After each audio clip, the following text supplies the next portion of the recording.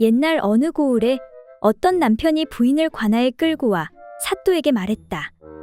사또, 이 사람이 제 마누라인데 하루가 멀다 하고 외간 남자와 서방질을 해대니 도저히 못 살겠습니다.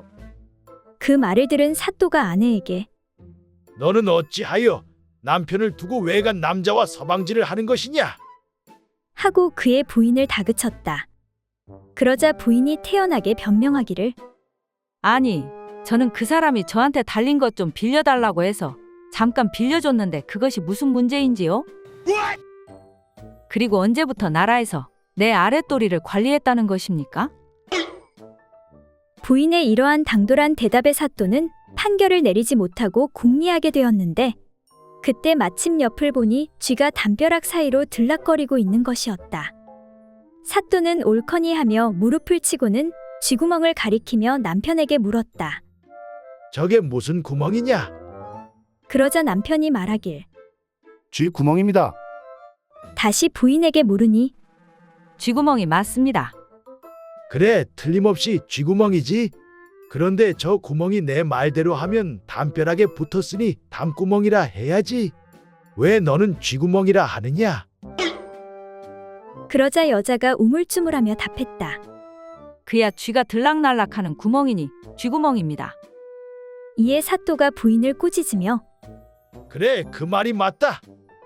아무리 외간 남자가 너한테 붙었다 하더라도 내 것이 아니고 맨 처음 너한테 들락날락한 사람인 남편이 구멍의 주인이니 내 마음대로 하면 안 되느니라. 그러니 마음대로 서방질을 한다면 큰 벌을 받을 것이니라. 그제야 다급해진 부인은 무릎을 꿇고 잘못을 빌었다. 아이고 사또나리, 제가 잘못했습니다요. 한 번만 용서해 주십시오. 부인은 울면서 사또에게 다시 말했다. 그런데 사또나리, 한 가지 궁금한 것이 있사옵니다. 그래, 무엇이냐? 그렇다면 거시기 똥구멍의 주인은 누구이옵니까?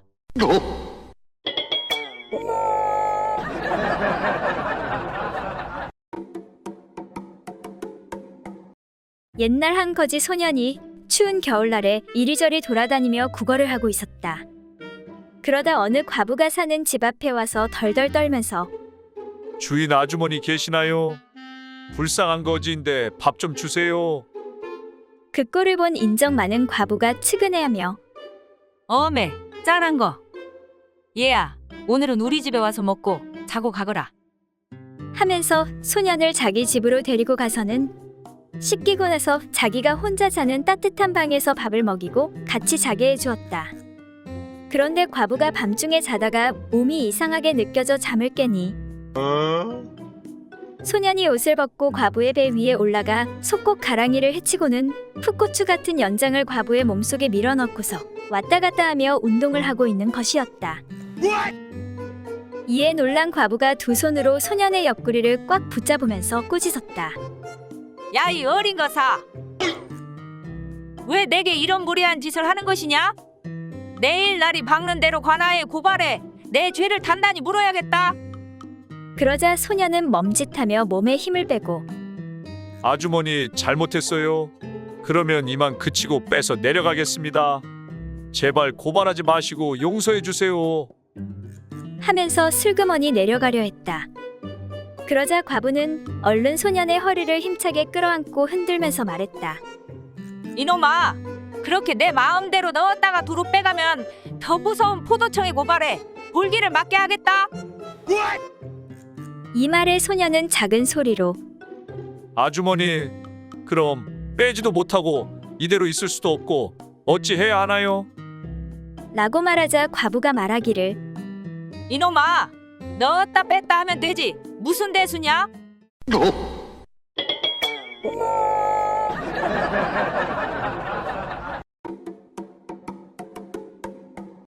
옛날 한 재상이 있었는데 소중이가 너무 작아서 10세 된 아이 정도의 크기였다.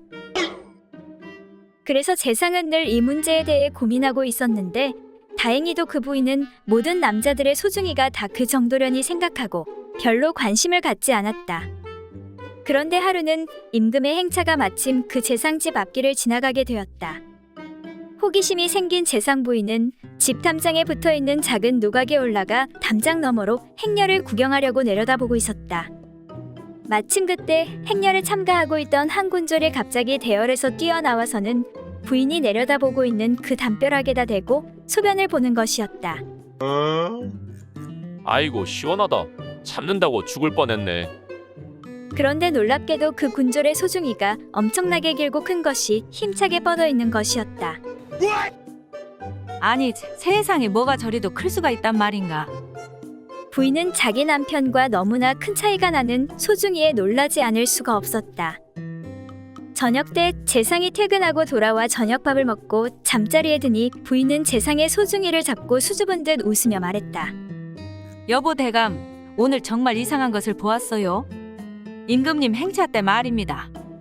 호기심에 담벼락 뒤에 숨어서 구경하고 있는데 한 군졸이 담벼락 아래에 와서 소변을 보지 않겠어요? 그래서 우연히 보게 되었는데 그 군졸의 소중이가 엄청나게 커서 대감 것과는 너무 달라 이상했습니다. 이 말을 들은 재상은 그렇잖아도 평소에 자신의 소중이가 너무 작은 것에 자존심이 상했는데 부인의 말을 듣고 크게 놀라고 실망스러웠다. 그러나 재상은 위기를 넘겨야 한다는 생각에 시치미를 딱 대고 이렇게 둘러댔다. 아, 부인. 혹시 그 군졸이 얼굴이 좀 검고 수염이 나고 몸집이 크고 무섭게 생겼지요? 재상은 대강 보편적인 군졸의 모습을 가지고 말했다. 맞아요. 그런 것 같아요. 이에 부인이 그렇다고 대답하니 재상은 손뼉을 치며 거짓말을 하기 시작했다. 그 군졸은 소중이가 너무 비정상적으로 커서 모두가 잘 알고 있는 사람이요. 소중이가 너무 크다 보니 여자들이 그와 혼인했다가 아파서 모두 도망가 지금껏 호라비로 늙어가고 있다고 하더이다. 부인, 보통의 경우 그렇게 큰 소중이를 가진 남자는 없답니다. 이에 부인이 수긍하며 말했다. 그렇겠지요. 대감 것이 새끼손가락만한데 특별히 다르겠어요? 이렇게 재상은 거짓말로 위기를 넘길 수 있었다.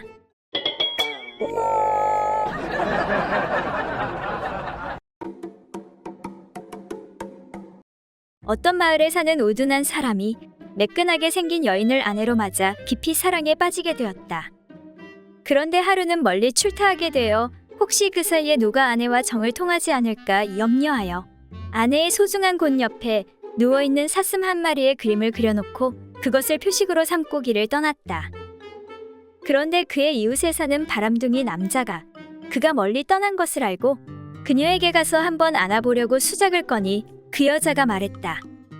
남편이 내 그곳 옆에 사슴을 그려놓고 갔으니 그것은 좀 곤란합니다.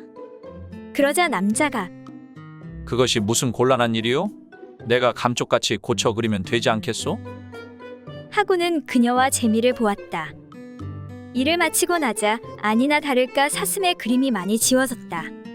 그래서 남자가 붓을 들고 사슴을 다시 그려 넣었다. 그럼 다음에 또 보도록 합시다.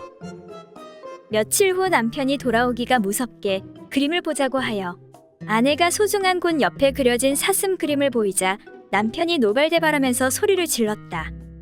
아니 나는 눈 사슴을 그리고 갔는데 이 사슴은 서 있으니 어떻게 된 영문이오? 내 눈은 못 속여. 그러자 아내가 말하길. 당신은 세상 이치를 전혀 모르고 있군요.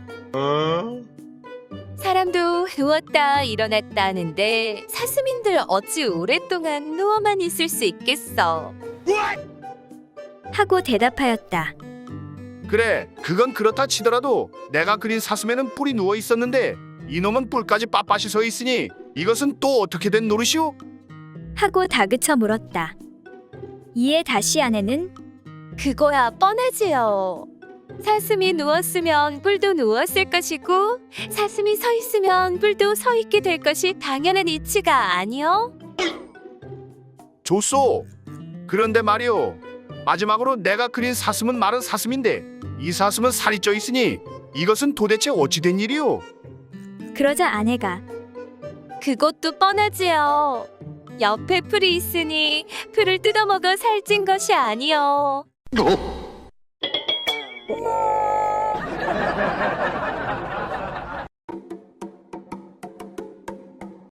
한양에 산행에 사는 한 선비가 어느 마을에 들렸는데 어떤 두 사람이 남녀의 음양 문제로 다투고 있었다. 한 사람이 말하길 남자는 뭐니 뭐니 해도 그 연장이 커야만 여자를 만족시킬 수가 있어. 작은 것에 흡족해하는 여자는 없단 말이지. 하면서 열을 올리는데 다른 한 사람은 이에 대해 결코 그렇지 않다고 반대 의견을 펴면서 우기는 것이었다. 아니야. 남자가 여자를 만족시키는 것은 그 연장의 크고 작음에 관계되는 것이 아니라 어떻게 해주느냐 하는 기술에 달려있단 말이야.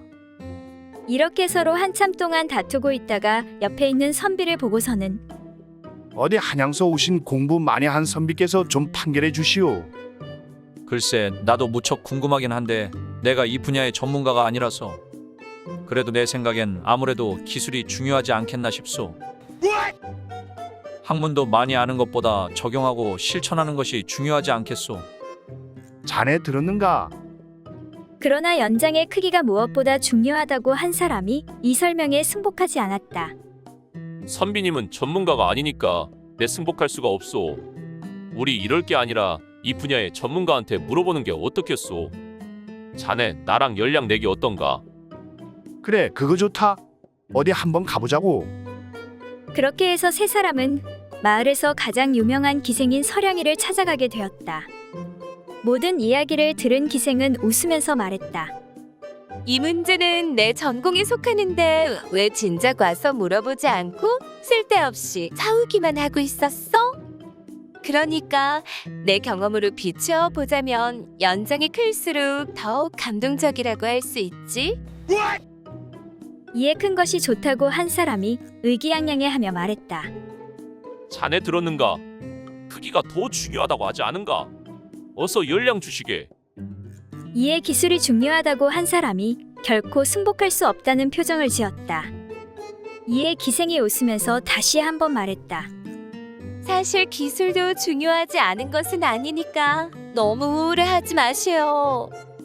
그렇지만 내 결론을 말하자면 난 크기나 기술보단 얼굴 잘생긴 양반이랑 하는 것이 단연 최고라오.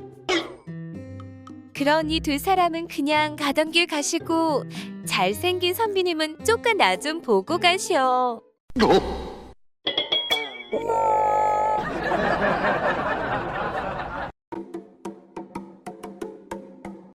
옛날 어느 절에 인색하기로 소문난 주지 스님이 있었다. 이 스님은 세격도 심해 아랫마을 김과부와 눈이 맞아 좋게 지내게 되었다. 스님, 너무 자주 오시는 거 아니요? 내 오랜만에 내려왔는데 그리 말하면 섭섭하오. 그리고는 김과부가 해오는 엿이나 떡을 다락에 감추어 놓고 다른 중들 몰래 혼자만 먹곤 하였다. 이 사실을 알게 된 젊은 사미승 하나가 배리 꼴려 견딜 수가 없었다. 그래서 어느 날 스님이 또 김과분의 집으로 내려간 틈을 타 떡을 모조리 꺼내서 다른 중들과 함께 먹어버렸다. 그런데 먹을 땐 좋았지만 먹고 나자 마음이 꺼림칙했다. 대사님께서 오셔서 꼬지람이라도 하시면 어떡하지? 이때 사미승이 큰 소리로 말했다. 꺼내 먹자고 한 건 나니까 여러분들은 무조건 내 핑계만 대시오. 하고는 모든 책임을 자기가 지겠다고 장담했다. 그날 저녁 무렵이 다 되어서야 절에 돌아온 주지 스님은 배가 출출한지라 다락에 감추어 둔 떡을 꺼내 먹으려고 다락문을 열었다. 그런데 엿과 떡은 간데없고 빈 그릇만 덜렁 남아있는 게 아닌가. 이에 화가 난 주지 스님이 중들을 불러들여 추궁하니 하나같이 이렇게 둘러대는 것이었다. 사미승이 모두 꺼내 먹었습니다. 그러자 곧 사미승을 불러 법당 부처님 앞으로 데리고 가서 단단히 버릇을 고쳐놓을 심산으로 물었다. 다락에서 떡을 꺼내 먹은 놈이 누구냐? 사미승이 아무런 대답이 없자 주지가 다시 한번 몰아붙였다. 다락에서 떡을 꺼내 먹은 놈이 누구냐니까? 안 들리냐? 안 들립니다. 뭐? 안 들린다고? 이런 뻔뻔스러운 놈이로구나. 정말입니다. 스님께서 뭐라고 하시는지 하나도 안 들립니다. 이놈! 정 그렇다면 어디 자리를 바꾸어 보자. 안 들리나? 자, 이쪽으로 와서 내가 한번 말해 보거라. 이윽고 자리를 바꾼 사미승은 주지 스님을 향해 말했다. 대낮부터 아랫마을 김과부랑 자고 온 놈은 누구냐? 주지가 대답할 리가 없었다. 아랫마을 김과부랑 자고 온 놈이 누구냐니까. 그러자 주지 스님이 얼굴을 붉히며 낮은 목소리로 말했다. 과연 이쪽으로 오니까 전혀 안 들리는구나. 이렇게 해서 중들은 위기를 넘길 수 있었다.